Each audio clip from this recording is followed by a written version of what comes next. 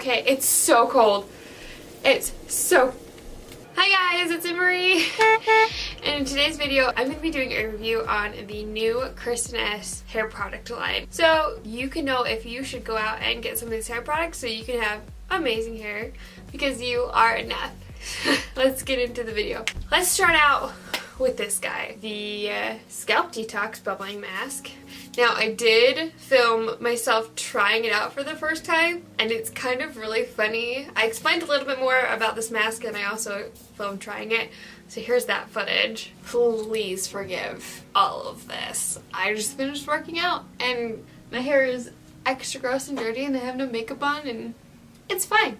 I don't care. So we're starting off with the Scalp Detoxifying Bubble Mask. It's instantly cooling, scalp exfoliating, reduces flaking, moisture balancing, and strand strengthening. So you're supposed to use it before you get your hair wet. Those are my favorite kind of masks because it seems like our hot water runs out so fast, so the less time I can spend just sitting in the shower waiting for my hair masks to set in, the better. So use it on dry hair before the shower, then once the bubbles wear off and you stop thinking about that one childhood candy this reminds you of, get in and wash your hair. That's cute. Shake well and section hair, so gotta shake it really well. We got this. We're trying this. Ready? Ready? I guess I want to part my hair down the middle first. I have such bad dry scalp during the winter. I'm like nervous. I don't know why. Whoa, my goodness. I shook it really well. Oh, that's kind of... Oh, that feels weird. Okay, I guess I didn't... Oh, that kind of... That's really cold. I don't want to say it burns, but it's like that cold. Okay, I guess I didn't shake it well enough. This is what it looks like. It seems like it doesn't even want to shake anymore. Come on. Oh, there we go. There we go. Okay, it's so cold. It's so... What is this? It's so cold. Oh my goodness. I did it like all the way down. I watched like a little tutorial they had on Instagram, and it looked like the person like divided the sections. They divided it as soon as the hair was dry, so that's when they did like the next section. So I guess it depends on how thick your hair is. Mine's pretty thin, so my sections are going to be pretty wide. Okay, let's try this again. Make sure it's really shaken up. There we go. It's so cold. It's, this is so weird. Can you hear it? My hands are freezing. Okay, so we've learned that first squirt is going to be kind of wonky, but after that, as long as you shake it up well, I feel like I have to yell over the bubbles. If you shake it up well, you'll be fine. I'm just sitting here listening to my hair pop. Things you only say on YouTube. So it has a cooling effect. You can feel it. Obviously, I felt it on my hands. That first shock, you don't expect it to be that cold. It's like, but then you get over it. It doesn't burn, I promise. It's just, it shocked me so much how cold it was on my hand. Once it's on your scalp, after about 10 seconds, the cooling sensation kind of goes away. It doesn't like stay on, at least it didn't for me. Oh, it stopped popping. So I don't know how long it took, probably about 2 minutes for mine to stop popping altogether. My hair feels soft. Wow. Okay, so as far as my experience after trying it for the first time, well, actually, I just want to say, it really, really didn't burn. It was just, my brain panicked because it was so cold. I was expecting like icy hot cold, you know what I'm talking about? Like that mint sensation cold. That being said, let's talk about this mask. So when I rinsed it out in the shower, it was easy to rinse out. I didn't really have an issue. It doesn't say how long it will take to help reduce flaking. I haven't seen a huge difference. I noticed a little bit, but nothing huge, and so I'm like, okay, is it going to keep getting better and better the more I use it, or is that about it? We have really, really dry hair in Utah, especially during the winter, so I'll get really, really bad dry scalp, and it's just not fun. This helps with that. I wouldn't say it cures it by any means, but it smells really good. Like, it smells so good. Ugh. Is that the normal Kristin Ess smell? No, that's different than the normal one. Overall, I like it. I wouldn't say it's my favorite hair mask of all time. I think it's fun. I think it did a decently good job, but do I think you should buy it? Maybe. if you're looking for something specifically to reduce scalp flaking like instantly, I wouldn't say this is for you. If you're trying to moisturize your scalp, or like the hair that's just like right next to your scalp and all that stuff, and maybe have a little bit of a fun experience, then yeah, I think you would like this. Okay, next, the Instant Exfoliating Scalp Scrub. This stuff is supposed to remove buildup and flakes, soothe your scalp, hydrate, and help your scalp heal. Gently exfoliates, and it is not drying. Obviously, because you're supposed to use it in the shower. I didn't like film me using it for the first time, but I opened it for the first time and I was kind of surprised. Ooh, it's like a giant concealer tube. You see that? That's kind of funny. Okay, so I kind of had trouble with this guy at first. It is very thick. It is, hold on, let me show you. I don't know if you can see that. Like, I can shake my hand and it's not budging. It's like a thick gel Vaseline, not as like greasy as Vaseline, but that's like the thickness of it. It has a lot of very tiny exfoliating beads. They're not super duper chunky. It smells the same as the hair mask. So the instructions say to wet your hair and use the tip that looks like a giant concealer bottle. And like use the tip and kind of do the same thing I did with like the hair mask, where you like part your hair and divide it all up into like sections and like go like this all across your scalp. That's ridiculously hard to do in the shower when your hair is sopping wet, and like mine gets tangled after 5 seconds of being wet. No, like even if I just brushed it, but it's like so hard to part my hair when it gets wet. Maybe that won't be an issue for you if you have shorter hair, but it was a pain for me. And also, it seemed like I had to use a ton of product because it was so thick. But I did like the results it gave. It just took forever. When I'm used to just mixing some baking soda in with my shampoo and giving myself a little exfoliating scalp massage that way. And so I was like, okay, well, maybe I'll do the same thing I do with my baking soda and just mix it in with my shampoo. It was still too thick. That helped just a tiny bit, but it was still too thick. But again, I still really liked the results. My scalp was really clean, it felt really hydrated, and it felt like it got rid of all the buildup and all that stuff, and there was no white flakes at all. It did a really great job there. And so I was like, okay, I'm gonna mix it with water.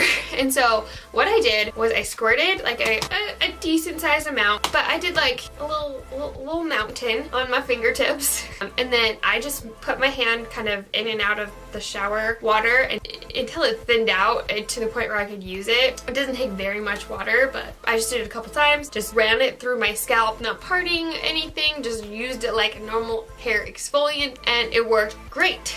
And I didn't have to use even like half as much as I did the first time.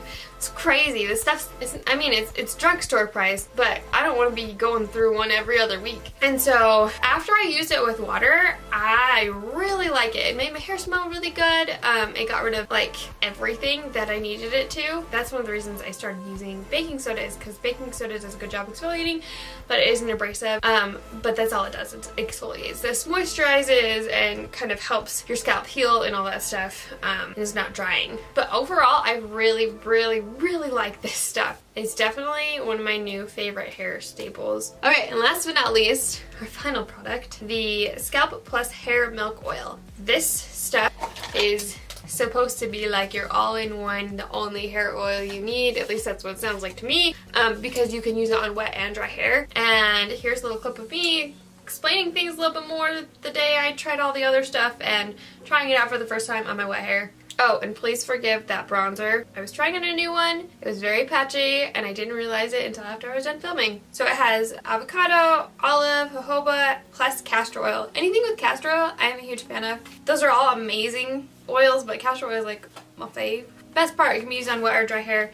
I like how it's for the scalp plus your like hair, which is awesome, so you can use it for emergency tip if your hair is wet. It's such a pretty bottle.